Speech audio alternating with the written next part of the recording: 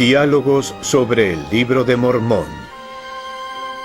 Segundo Nefi, 25-27. Les damos la bienvenida a nuestros diálogos sobre el Libro de Mormón. Yo soy Víctor Ladlow, del Departamento de Escrituras Antiguas de la Universidad Brigham Young, y hoy están conmigo tres de mis colegas del departamento. Kerry Muhlestein está a mi izquierda, junto a él está Dana Pike, y finalmente tenemos del otro lado de la mesa a Terry Ball, que esta tarde se une a nuestro programa. Tenemos aquí una oportunidad de charlar sobre los capítulos del 25 al 27 de Segundo Nefi.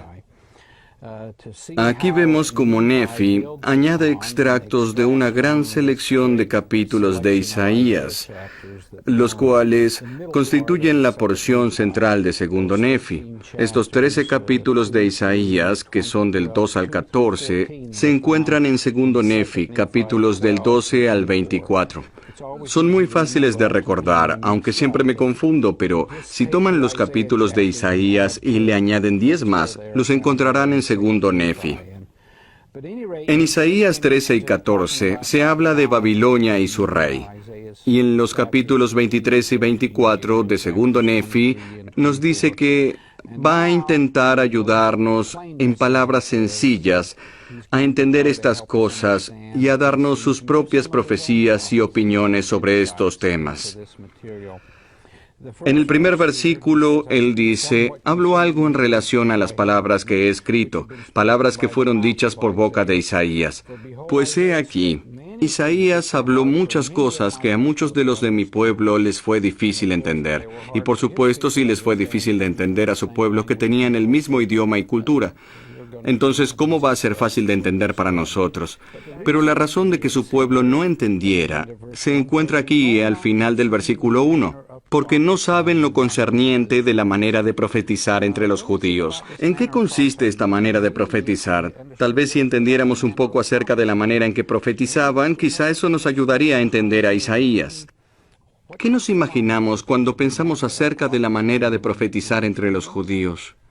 Isaías utiliza una gran cantidad de imágenes para enseñar los principios y para escribir en forma concisa. Utiliza bastante poesía, pero no a la que estamos acostumbrados. Esta poesía tiene un sentido en el que da contraste a las cosas o sinónimos. Separa cosas que no vemos en nuestras poesías. Lo llamamos paralelismo. Así es. Son modelos de ideas, como usted dice, sin ritmo y método. Por eso es difícil de entender. Así que estos son algunos de los aspectos técnicos y mecánicos de la estructura con la que él escribe. ¿Cuáles son las otras cosas que necesitamos para entender las palabras de un profeta, además de analizar su estilo literario? ¿Qué más tenemos? Quiero decir, como santos de los últimos días, ¿qué nos ayuda a entender a Isaías, que incluso Lamán y Lemuel y otros de su tiempo no tenían para poder entender la manera de profetizar entre los judíos y los profetas? Bien, hacia la mitad de Segundo Nefi 25, versículo 4, Nefi dice que las palabras de Isaías no son claras para vosotros. Sin embargo, son claras para cualquiera que esté lleno del espíritu de profecía, aquel que tenga el don del Espíritu Santo y tenga el entendimiento a través de él. Cuando leo esto, siempre recuerdo algo similar que Pedro dijo al final de Segundo Pedro capítulo 1.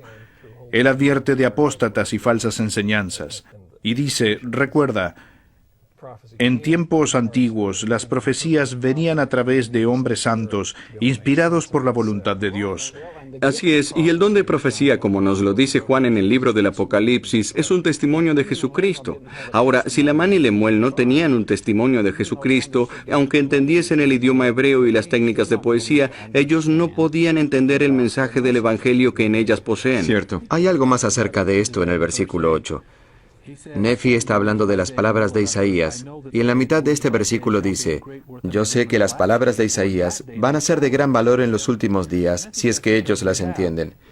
Y yo creo que la ventaja de la perspectiva histórica, de una perspectiva profética, con la visión del Evangelio restaurado, nos ayuda a analizarlo completamente, por lo que deberíamos entender estos pasajes mejor que cualquier otra dispensación, particularmente en estos tiempos, cuando las profecías coinciden con su más completa realización.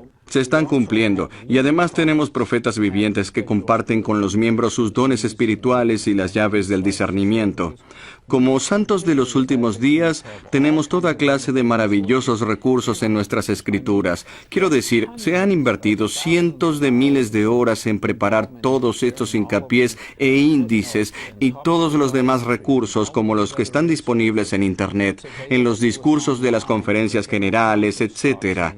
Si hay alguien que debería entender la palabra profética, y especialmente las palabras de Isaías y su cumplimiento hoy en día, deberíamos ser nosotros. Una de las cosas que esta generación tiene y que las pasadas no tuvieron es a Nefi, quien además de citar a Isaías, lo explica, como usted dijo, en palabras sencillas. Y es un gran beneficio poder ver lo que Nefi mismo dijo acerca de Isaías. En los siguientes versículos, que están en los capítulos 25, 26 y 27, Nefi habla acerca de lo que él aprendió de Isaías. Hizo lo mismo que se nos pide que hagamos, y es que apliquemos las enseñanzas a nosotros mismos.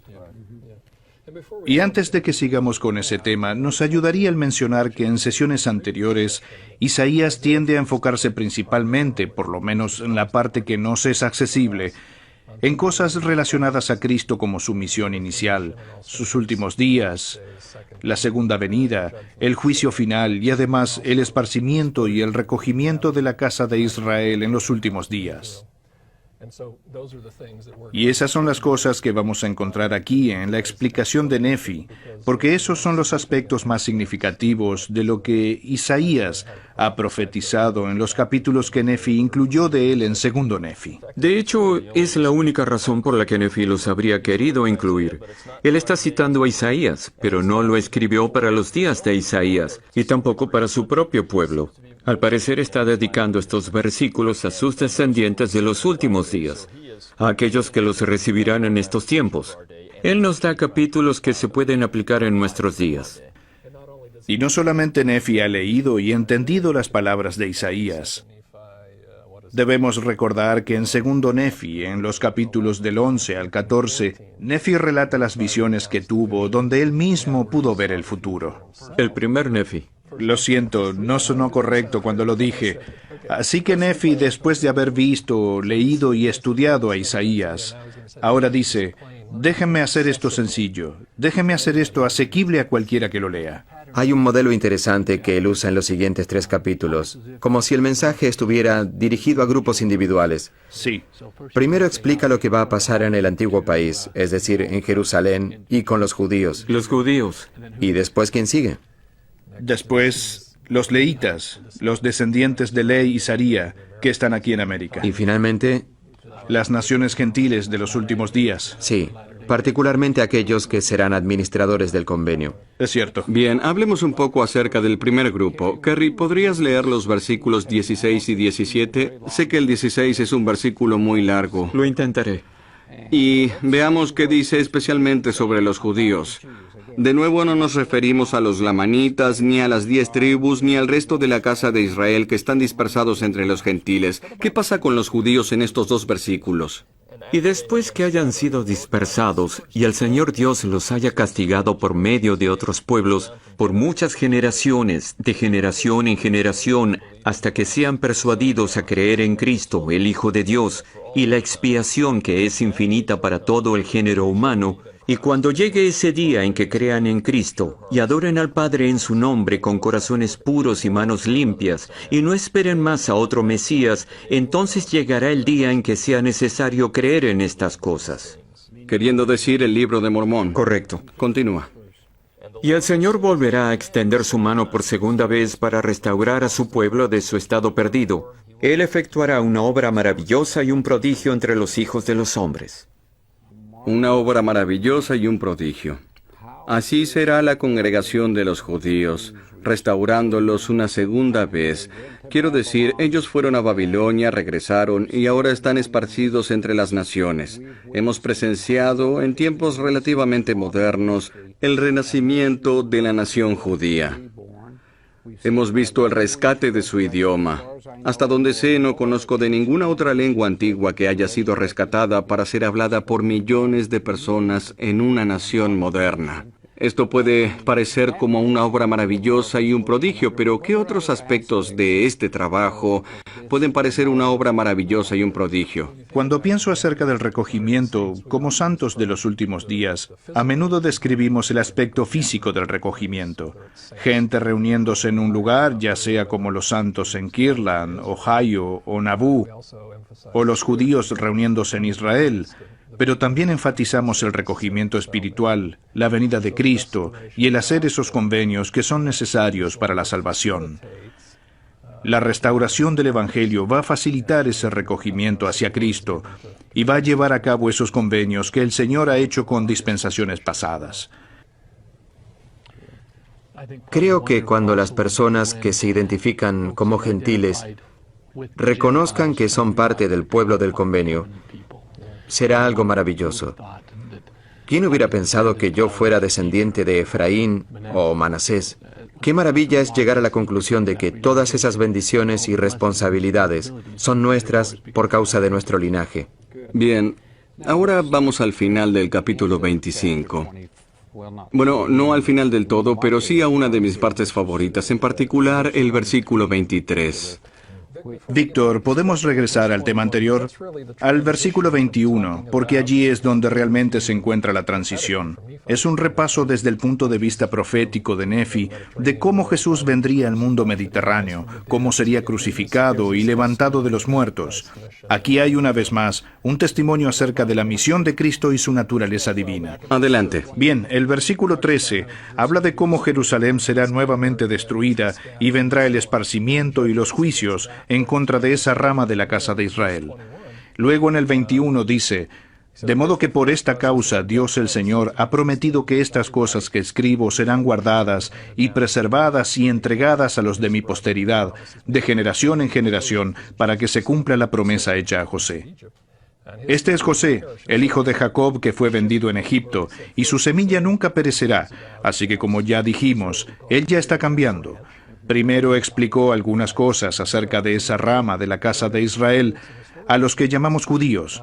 Ahora va a hablar de los leítas en las Américas. Nefi va a incluir algunas cosas históricas y algunas doctrinas, pero él va a relatar cómo el Cristo resucitado apareció a sus ancestros y cómo ellos eventualmente terminaron destruyéndose a sí mismos. Bien, necesitamos llegar a la doctrina, pero también debemos apreciar el esfuerzo de Nefi. Cuando escribió esto, él tuvo que poner prioridades en qué añadir. Es decir, él solo puede escribir hasta cierto punto y solo quiere escribir lo necesario. De hecho, escribió estas palabras en las planchas de metal que son más tarde dadas a José Smith. Esto no ha sido editado o compendiado por Mormón o ninguna otra persona. Esto es sacado directamente de las planchas menores y por lo que su perspectiva editorial, o tal vez, mejor dicho, la energía de su llamamiento como profeta se resalta en el versículo 23. Terry, léenos. Porque nosotros trabajamos diligentemente para escribir, a fin de persuadir a nuestros hijos, así como a nuestros hermanos, a creer en Cristo y a reconciliarse con Dios. Sabemos que es por la gracia que nos salvamos, después de hacer cuanto podemos. ¿El ser reconciliados? ¿Cuál es el término que encontramos en el Nuevo Testamento que habla acerca de la reconciliación que usamos tan a menudo en la iglesia? Bueno, reconciliar significa restablecer una relación en armonía el uno con el otro. Venir. Ser uno. La palabra que usamos tan a menudo es expiación. Excelente, sí. Ser uno con Dios el Padre a través del poder del sacrificio de su Hijo. Realmente hay una unión entre lo que hizo Nefi y lo que Dana estaba hablando. Antes de empezar con los capítulos de Isaías, Nefi dice: yo quiero hablar de Cristo y quiero hablar acerca de los convenios para que nos podamos regocijar. Y demostró esto a través de Isaías. Así como Dana dijo, Nefi tuvo la visión de que su gente era destruida, pero el consuelo que él tiene es que sabe que por causa del convenio habrá una redención. Y aquí es donde llega el punto principal. Y es que ese convenio traerá redención, la cual es Cristo, quien no solamente recogerá a la Israel esparcida, sino que los traerá para ser uno con Dios. Ellos se alejaron por su propia voluntad, pero Cristo los unificará. Nefi quería decir que aunque nos alejemos, tendremos la posibilidad de ser reunidos otra vez. Creo que la redención personal debería ser subrayada. Veo que usted lo hizo en su libro. Es mi versículo favorito del libro de Mormón. Bien, léalo. Y hablamos, nos regocijamos, predicamos y profetizamos de Cristo, y escribimos según nuestras profecías, para que nuestros hijos sepan a qué fuente han de acudir para la remisión de sus pecados. Eso es lo importante. No necesariamente que vayamos a ser reunidos o que vaya a haber muchos templos en la tierra o que los lamanitas no les vayan a molestar más. La redención de nuestros pecados, todo esto a través de Cristo, es lo esencial, el mensaje central. Él nos habla acerca de lo sucedido en Israel de un modo muy general, muy amplio, y cuando habla de lo que nos pasa a nosotros es más detallado, mucho más concreto en lo relacionado a nuestras vidas. Como Israel pudo ser esparcida y luego recogida, asimismo nosotros podemos serlo. De acuerdo. Pasemos al capítulo 26, que continúa con el ministerio de Cristo entre los nefitas y trata algunos de los esfuerzos de esta gente, y su ejemplo es la herencia que tenemos. ¿Qué podemos aprender de las palabras de Nefi acerca de el destino de su propio pueblo? Nefi debió haber visto en gran detalle el ministerio de Cristo entre los nefitas. En el versículo 25 vemos lo maravilloso que debió ser para él, poder testificar y compartir su testimonio de Cristo, y poder concluir diciendo, adivinen qué, Él les va a visitar.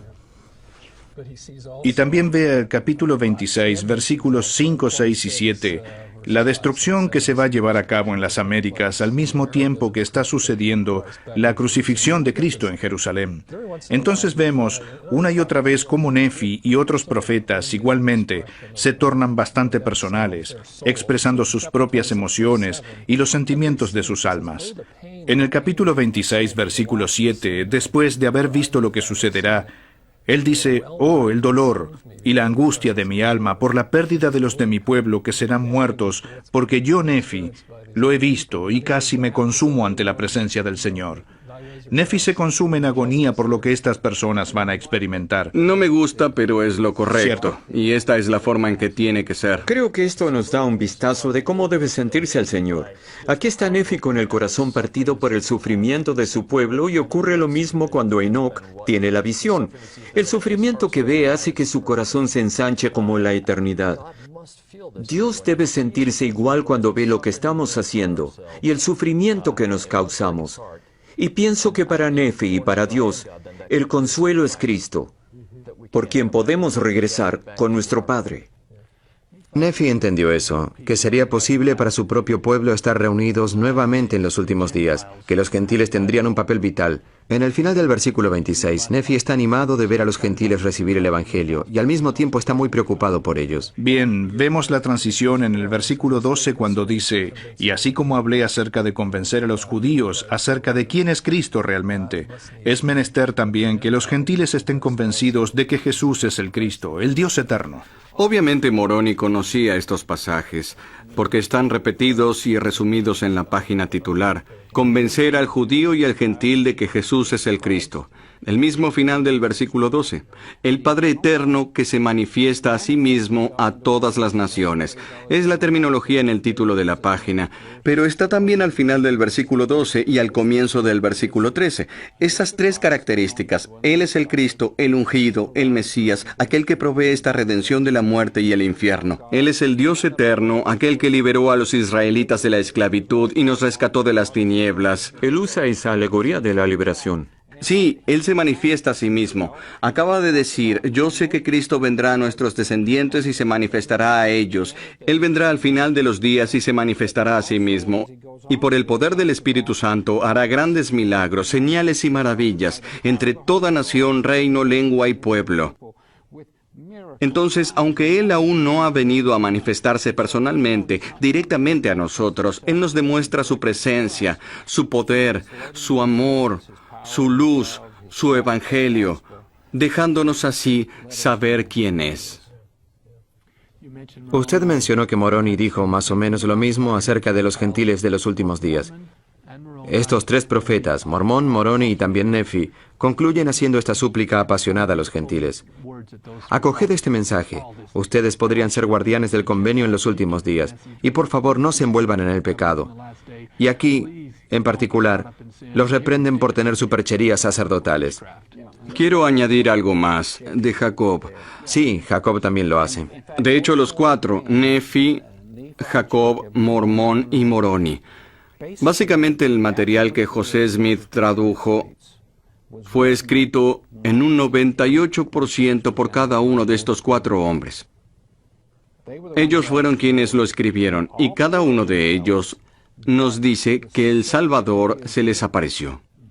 A dos de ellos en la vida premortal, y a dos de ellos fue el Salvador resucitado quien se les apareció y les dio instrucciones. Así que no solo están escribiendo sus propias ideas, tal vez son los editores y escritores, pero el editor a cargo está mirando sobre sus hombros. Dana, como usted decía, ellos nos hacen esta súplica con tanto sentimiento en los últimos capítulos de cada uno de sus escritos, y la cosa más significante que nos dicen acá es, yo los volveré a ver. Nos hablan a nosotros, los lectores, en la barra del juicio. Uno de ellos lo llama la barra de lo agradable. Espero que así sea. Todos nos dicen, yo he hecho mi parte. Hagan ustedes la suya, porque los voy a volver a ver el día del juicio. Y probablemente les preguntaré, ¿lo leyó? ¿Trató de entenderlo?